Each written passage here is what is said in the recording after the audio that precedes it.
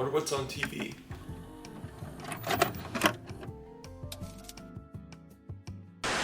Alright, chums up. Ready, guys? Let's do this. Leroy Jenkins! Oh my god, he just ran in. Welcome. Welcome to City 17. We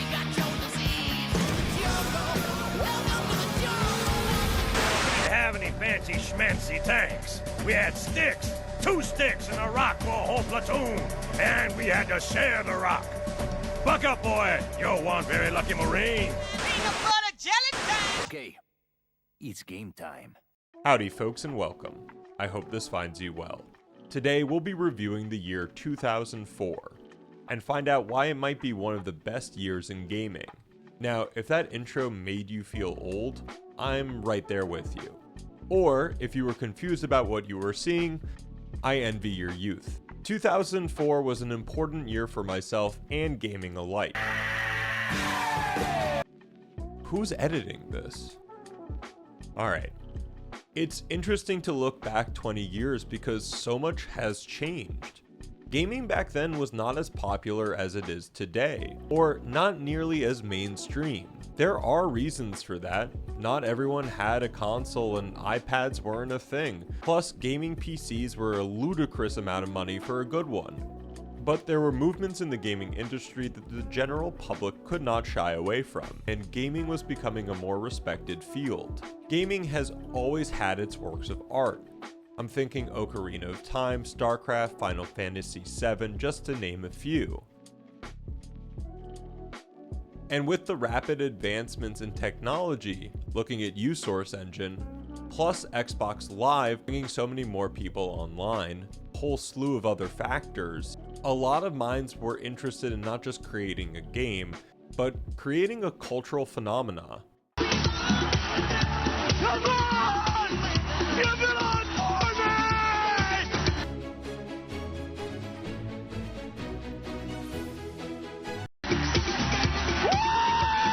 You had Ninja Gaiden come out and blow people away by its challenging gameplay and setting a new standard for third-person action. Move Ratchet and Clank up your arsenal. A great mix of wholesomeness and thrilling action. It was one of my favorites growing up.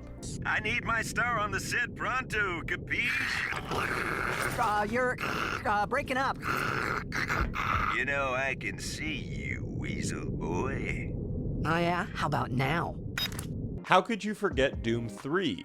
Now, at the time, it wasn't considered Doom enough, but I didn't finish this game. I was too scared, and maybe I should go back to it. UAC scientists have made discoveries that will forever change human existence. Then something went terribly wrong.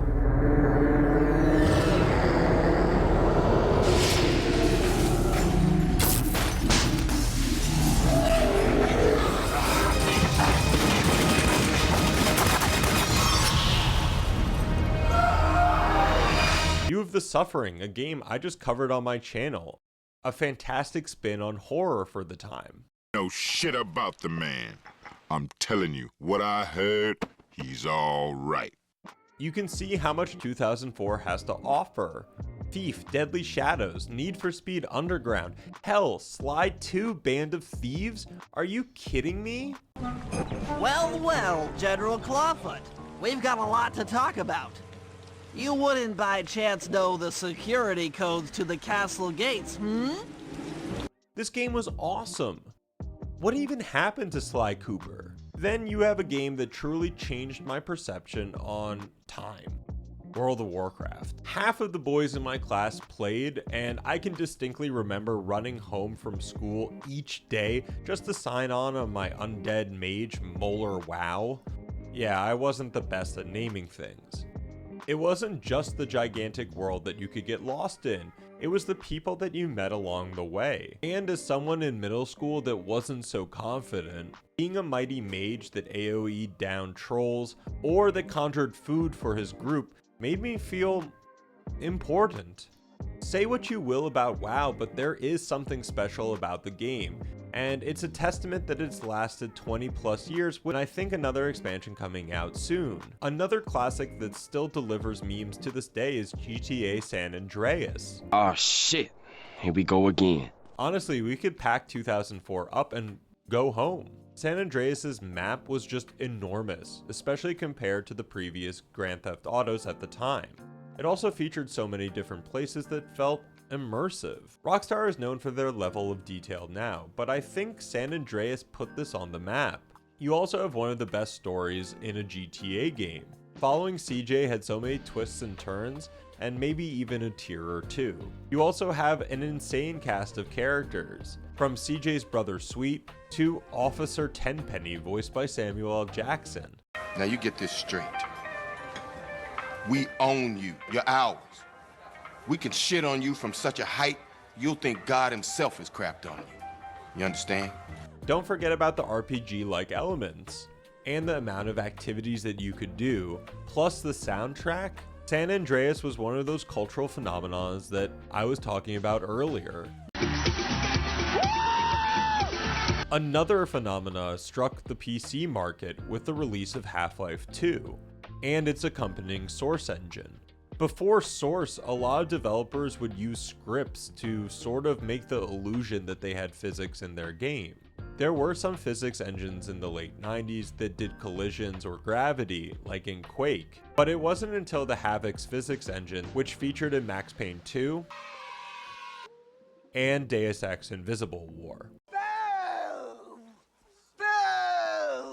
Why do you do this? Because you had love in your hands! That brought more realistic simulations to the games that used it. Now, Valve's Source engine integrated Havok's physics engine and booted it up to 11. Very special because if you can see, the numbers all go to 11. Look, right across the board. 11, 11. They did everything they could for object interactions. Pretty much objects would behave like they would normally. It was a marvel for the time, even though you could get Gordon Freeman to speedrun. I don't think you'll ever be able to understand this, Dave. Maybe not. Beyond that. It's probably hopeless. Officially advanced technology is like magical that. Half-Life 2 as a game was the first time that I truly felt a connection between the gameplay and the narrative.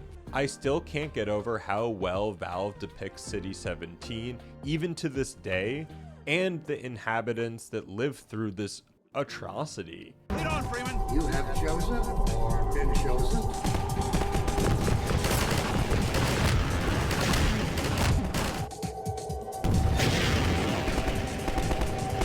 Plus the ensuing chaos when Gordon Freeman returns to Earth, and you have yourself an epic. It actually solidified my thought that games could be on par with epics like the Iliad or 1984. Whether you're mowing down antlions in your buggy, shooting zombies with a shotgun, or taking care of alien scum, I truly appreciate that the game shows rather than tells the vivid details of the world, even with frenetic and intense gameplay.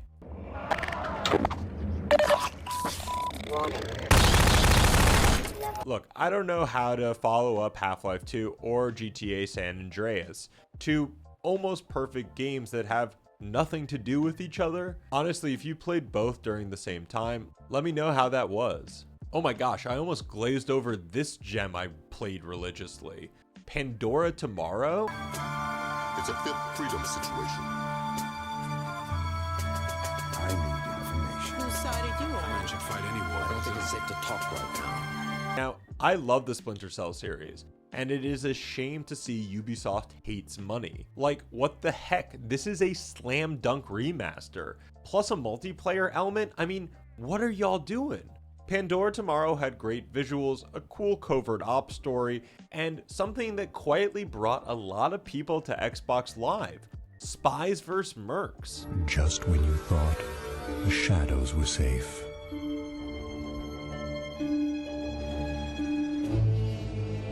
The rules of the game have changed. New dangers lurk in unseen places and strike when you least expect them. But this time, you're not alone.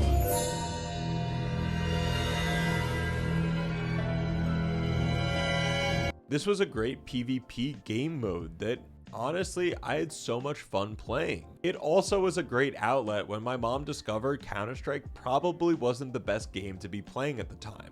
Fed up with children using rude language like this? Put the up down, you noob. Do you sick uninstall the game? But the king of bringing people into Xbox Live was Halo 2, and for good reason. Asking you to retarget the orbitals and let more of them slip the kill zone, that's insanity. There's nothing more I can do. Our defense is too intense. Our threat is matched. I don't think we'll last another run. Admiral, tell your men to hold their positions. Reinforcements are on the spoke. The entire fleet is engaged, Cortana. With respect, what the hell sort of reinforcement have you got? It's passing below your position, man. Proximity 0. What if you miss? I won't. What can I say about Halo 2 that you don't already know? And if you don't know anything, stop the video, go download Halo 2 off Steam, and enjoy the next 12 hours with Master Chief and some friends creating mayhem and ruckus for the Covenant. I could write a whole essay on Halo 2, and I will for my retrospective. There is a long list though, so stay tuned. Halo 2 is a landmark title. Its multiplayer was addictive, its gameplay mechanics and technical advancements made it a true successor to Combat Evolved. It's honestly one of the best sequels in any media. I think that's a fitting game to end it for 2004, since that's where my memory starts to become a little fuzzy. I think for the titles I just mentioned, 2004 is a great candidate for best year in gaming. Yet, when I look at 2008, I don't know, it's going to be a close competition. What do you think? I do marvel at what 2004 brought us. Not only blockbuster titles, but some of the building blocks for the popularity of gaming today. With engines getting more powerful, more eyes on the industry, and an ever-growing and eager fan base, 2004 really set the gaming industry in motion. I also marvel at the fact that we still use the Source engine, albeit a newer version now, and that World of Warcraft is on its 7th or 8th expansion. I mean, these were pioneers back then and are still around today, which is a testament to their work and the dedication of all these people. It's something to look up to and appreciate. Anyways, thank you so much for watching and taking the time out of your day. If there were games from 2004 that I didn't cover and you had experiences you wanted to share, please leave them in the comments down below. I can't wait to see them and respond. Look out for the next poll choosing the next year that I review. And if you enjoyed the video, check out my channel. There's something there for everyone. I make sure of it. And as always, see you next time.